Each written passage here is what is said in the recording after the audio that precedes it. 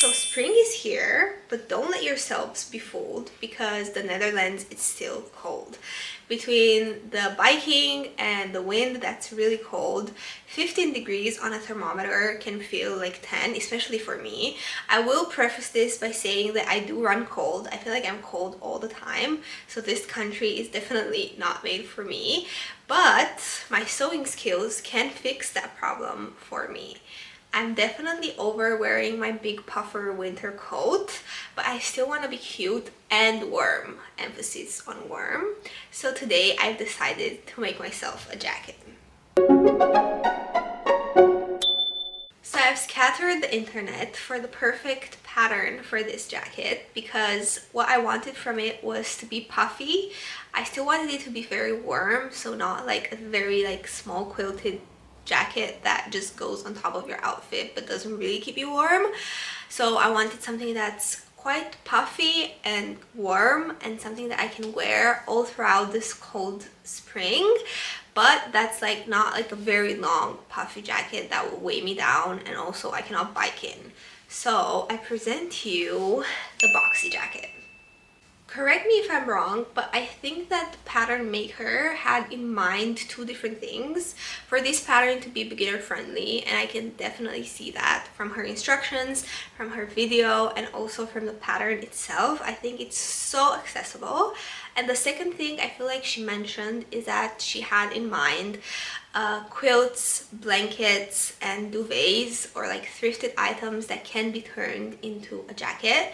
And I think that's such a cool idea, and I've actually been looking for something like this. So I present you the items that I bought in order to make this jacket. My starting point was this super cute fleece that I've seen online that has stripes. You know that stripes are ruling my life lately, and also this purple, deep purple plum color that I'm in love with. So when I saw this, I was like, yes, immediately, I know I have to make this jacket. So I bought this one at first and I didn't know exactly what the main fabric will be in. It is a bit sheer, so I'm not going to use this as the main fabric, but there are a couple of things like pockets and I think the collar that were requiring a different fabric. So I think this is just going to be like an accent fabric, and I'm super happy with that because I keep needing to remind myself that I need to make items that are not very full in pattern, because then they're not gonna go with a lot of outfits. So in order to kind of dim down this full pattern, I've also found this duvet cover that has the perfect color to match with the blanket. Let me show you how they look together. You tell me these do not match perfectly and are supposed to be in the same jacket. I'm gonna wait because they're perfect. I love them. I'm so happy with them. I'm so happy that I found them, and now it's time to turn them into a jacket that I will be wearing probably all spring long. I have also ordered two more things for this project.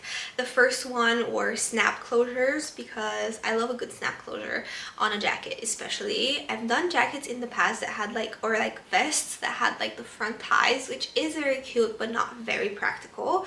So I wanted to give it snap closures. I've also done it in the past with buttons, but I feel like a sewing machine can get through perfectly to do the buttonholes in such a thick material. So I've ordered snap closures because those you just need to hammer in, and I think that's so much better when you have something that's so thick.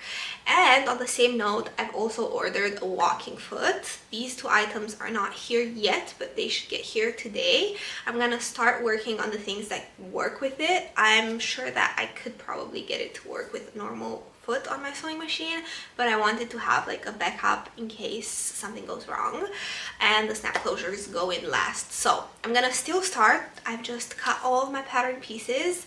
I'm making the smallest size because the pattern is oversized because it's a boxy fit. So I'm doing the smallest size and I'm doing the cropped version.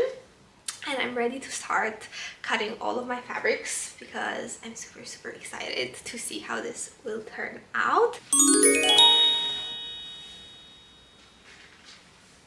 I feel like because my Duvet already has some quilt lines, so you can already see that there's like some squares in it, that I want to make the jacket somewhat at least symmetrical. So I will try to arrange the pattern pieces so that kind of like the squares match and align, at least on the top and then back, on the front and back. So usually I cut fabric so that I waste the least amount possible, but this time I think I have to go off of the pattern because I really don't want the squares of the quilt to be like random. So if you see me cut the pattern in a very weird way, that is why.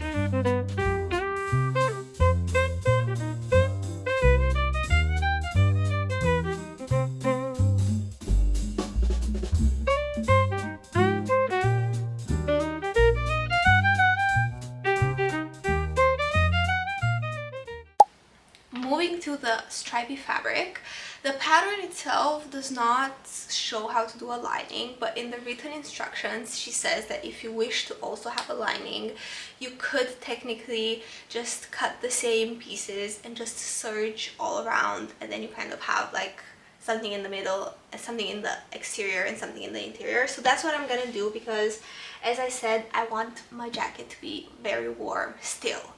So I'm thinking maybe I'll regret this. Maybe it's gonna be too warm to have fleece on the inside, but I'm willing to take the chance, honestly. If I really don't like it or if it's too warm, I'm just gonna wear it until it's a bit cold, and then I'll wear it in the fall season. So I'm recutting all of the pattern pieces on this one, as well as the accent ones that I was talking about, which are the pocket facing, one of the pockets, and then this placket. These are the ones that you should cut. If you don't do lining, these are the only 3 parts that you need from a different fabric. But I'm gonna cut all of them because I want to line it.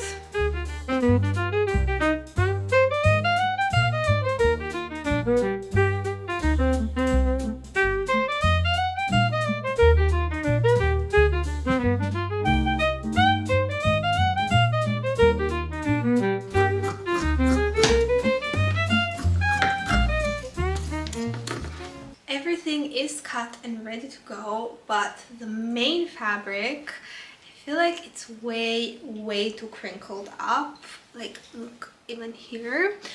I know I'm not supposed to iron this kind of batting inside, so I think I'll go in my storage and try to find a hand steamer and see if that will work. Otherwise, we're gonna be in for a ride. I guess each of the little squares has quite an opening. So what I could do is kind of like open it and iron only in the inside and do that for both front and back. That's gonna take me so much time, but I'm gonna give it a shot first with the hand one, like the one like steamer, and then see if that works. If not, I'm gonna go with an iron, but I cannot let them be like this. Oh, actually the inside doesn't need to be ironed, just one of the sides, because I'm doing lining.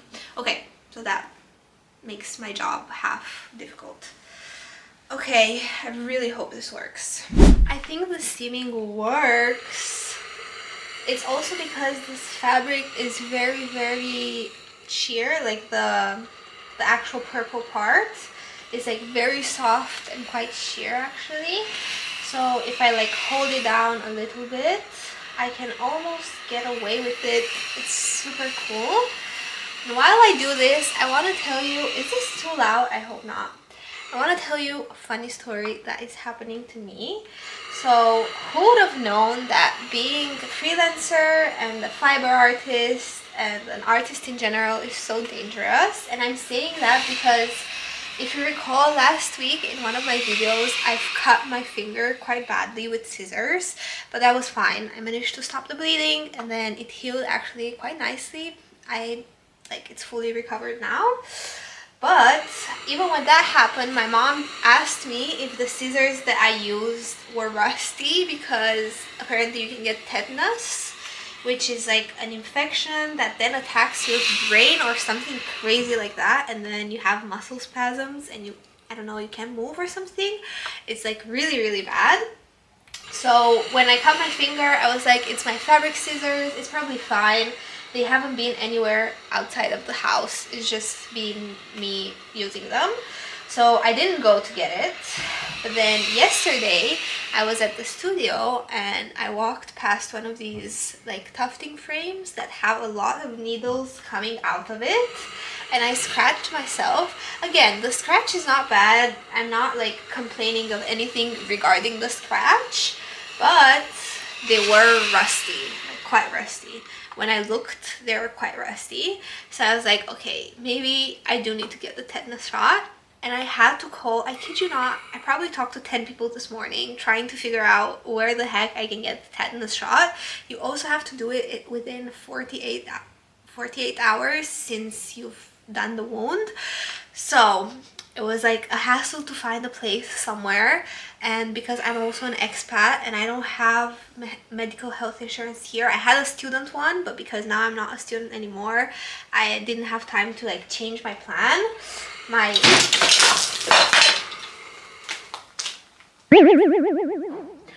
gonna pretend that that didn't just happen. I put the part I was ironing in the washing machine because it had stinky flour water, and I'm gonna continue with my tetanus shot story because this was all to say that I have to go get my tetanus shot right now. This sweet, sweetheart lady found a place for me, but it's very funny because the clinic that I'm going to is actually in Amsterdam Central, which is one of the biggest like train stations in Amsterdam, and they apparently have a medical office for expat people. So I'm finishing, I hope I'm finishing steaming all of the parts because apparently she is going down today, but I hope to finish steaming all of them and then I'm gonna go get my tetanus shot. And also, if you don't have your tetanus shot and if you work with a lot of scissors or pokey stuff or like cutting wires, or if you're doing anything that might be rusty, go get your tetanus shot. This is your friendly reminder.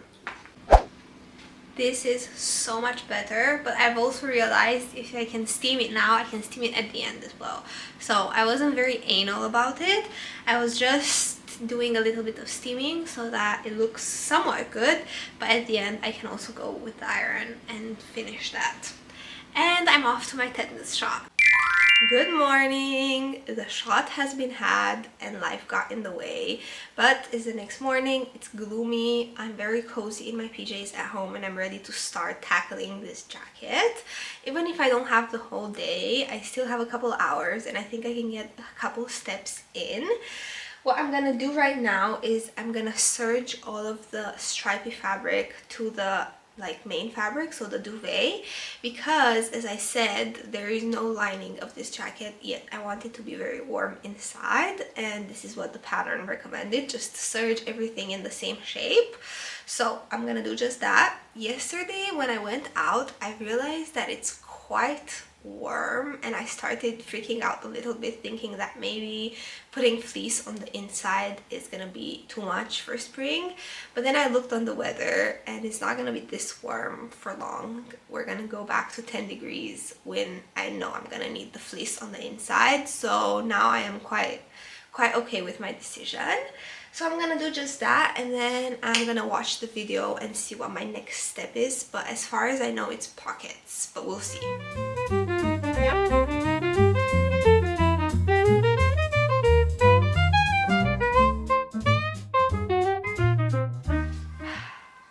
Why was I under the impression that this is gonna take me like 10 minutes just to serge everything real quick? It took me probably more than an hour, probably an hour and a half, because the duvet is so fluffy and the batting inside is so big that everything was shifting at all times. So even when I clipped everything in place, I still have some wonky parts. You're not gonna be able to see it in the final thing because it's gonna go in the seam allowance, but it was annoying none the least. And now everything is done and now I can finally look at the video and see what my next step is.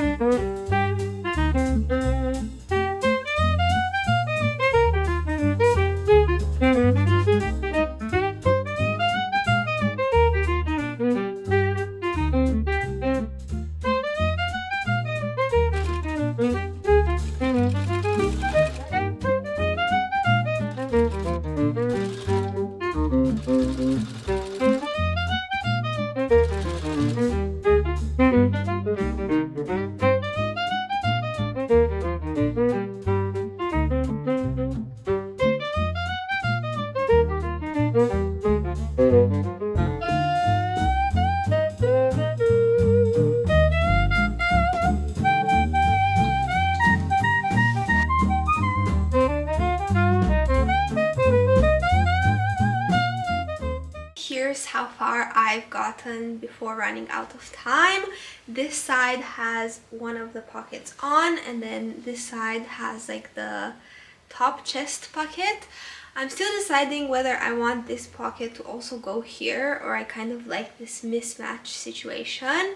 But all of this is for another day because I have a full weekend ahead of myself and I cannot wait to pick this up in a couple of days. Right, new day, and I have all of my jacket pieces here, and now the exciting part starts because I'm actually putting the parts together. So I'm gonna join fronts and backs, then sleeves. I'm gonna add color and then buttons. I'm super excited because I've been a little nervous. I don't know why. I'm not 100% sure how it's gonna look at the end, but today I think we're getting a pretty close version of how the jacket will look like, and that's gonna probably ease my mind a little bit.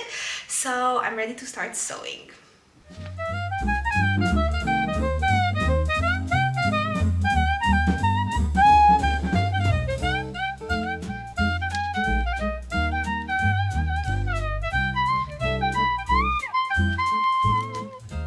I would lie to you if I told you that that wasn't a little bit challenging with all of the layers of this duvet, but let's see how it looks.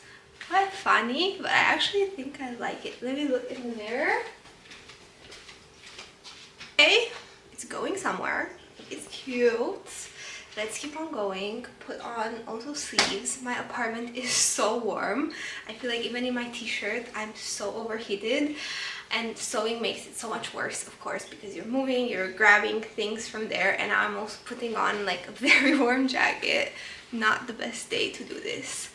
I think it's going well. Let's put on the sleeves and the collar, and I'll be the judge of this jacket at the end. I think I should stop overthinking it throughout.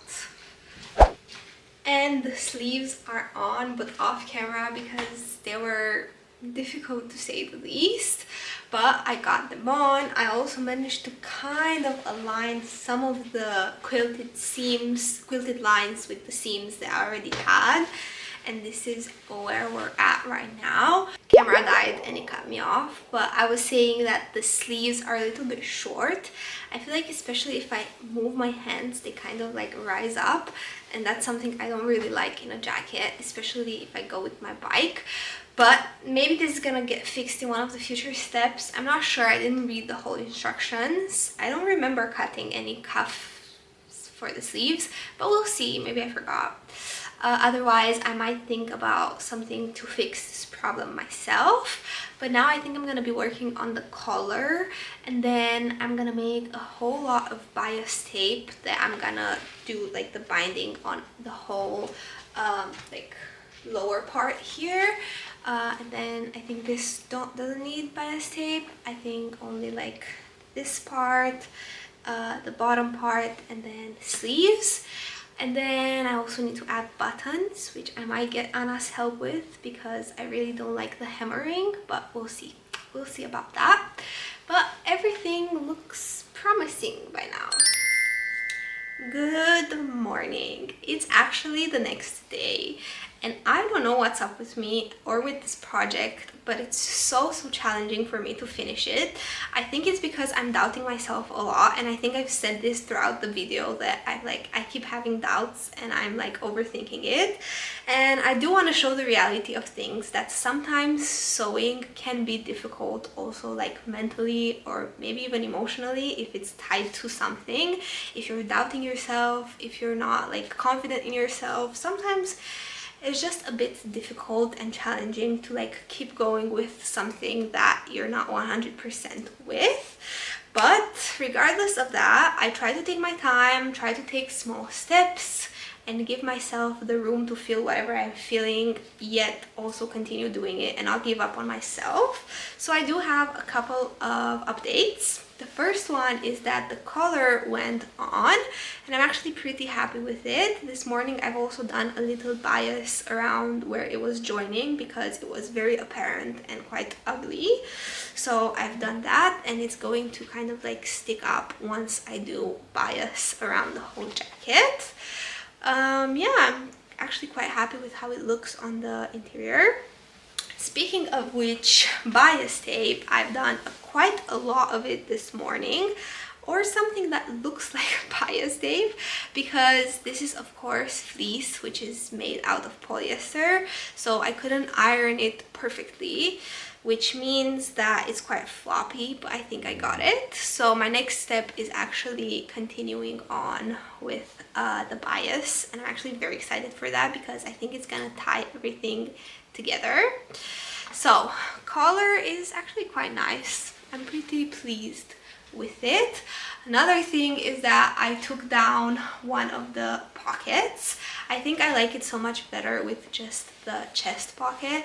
I didn't feel like that pocket was me. It was a little bit too child jacket, like a kid's jacket, and I felt like, okay, between the collars and everything that's going on, I think I can take it off and be okay with it, and I actually like it so much more. And the last thing, which is probably the thing I'm most happy, is that I figured out a way to lengthen my sleeves, because as I said in the previous video, they're running a bit short and I really dislike that in a jacket. And I've actually done only one, so I can show you exactly how I've done it for the other one. But I'm super happy with it, and it brings like a nice accent because you can see the stripy pattern again on the sleeve. So here's where we're at, and the plan for today is doing bias around all of the edges. Then I'm gonna put other sleeve or cuff on, and then we have buttons and we're ready. So I think I'm gonna finish today, hopefully. Maybe I'll need some help from Anna with the buttons, but we'll see how it goes. I'm gonna try one myself. I'm not gonna be a princess about it. I'm gonna try it, see how it goes, see if I can hammer all probably 6 buttons. Otherwise, I'll just wait for her to get back from work and she'll do it for me. But I'm super excited to have it finished and see how it goes.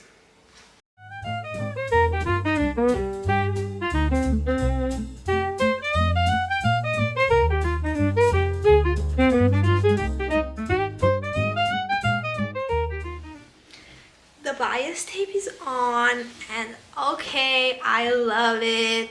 Of course I would have loved it when I put the bias tape on it, and I actually love the way that it turned out because I did cut it on the bias and they are stripes, so they're kind of in a diagonal. They kind of look like a candy cane, and I love that. It's so cute, and the sleeves are matching so nice. Okay, now we have the last sleeve, so let me show you how to do that. I started by taking a piece of fabric that is 4 times the length of my final cuff that I wanted, and then the width matches my inner sleeve. Together with that, I got a piece of batting that perfectly matches half of my length and all of my width, and sandwiched it together into this rectangle. Then I fold it lengthwise, and on the shorter side I clip it and sew it together. Next, I took a piece of the same fabric and I've made something that looks like a bias tape in order to mask that ugly place where all of the fabric and batting meet. And now that that looks so much cleaner and better, I take it inside out and I'm ready to attach it to my jacket. Because in the end I'm going to roll up my sleeves, I'm actually going to place my right side of the jacket with my wrong side of the cuff so that when it's rolled up, the prettier side shows. I clip everything together and then I run it through my machine, which sounds easy, but it was quite a hassle because there's so much fabric into place, but trust me, it's worth it at the end. And after I sew everything together, I take my cuff out, and as I said, I rolled it up in half to make this cute kind of rolled up sleeve situation, and I am in love with it. And with the cuffs in place, the only thing I had left to do was put the buttons, which was actually quite fun because I had to figure out how to hammer them in place, which is so much better than making buttonholes. So I quite had a lot of fun with that, and thank you, Anna, for helping me. And tada! My jacket is ready. I think this jacket turned out so cute, even if I had a lot of doubts along the way and some lack of motivation due to that. In the end, I'm really happy with how it turns out. All of the buttons make it look so much more polished and so much nicer and professional, honestly, and I'm really excited to wear this all spring long. If you've stayed until this point, thank you so much for watching. I hope you had fun having a little bit of creativity in your life. Let me know how your projects are going and what you're working on. I'm always super nosy to know what everyone's working on. And that's it on my part. I hope you have a nice week, and I'll see you when creativity strikes again.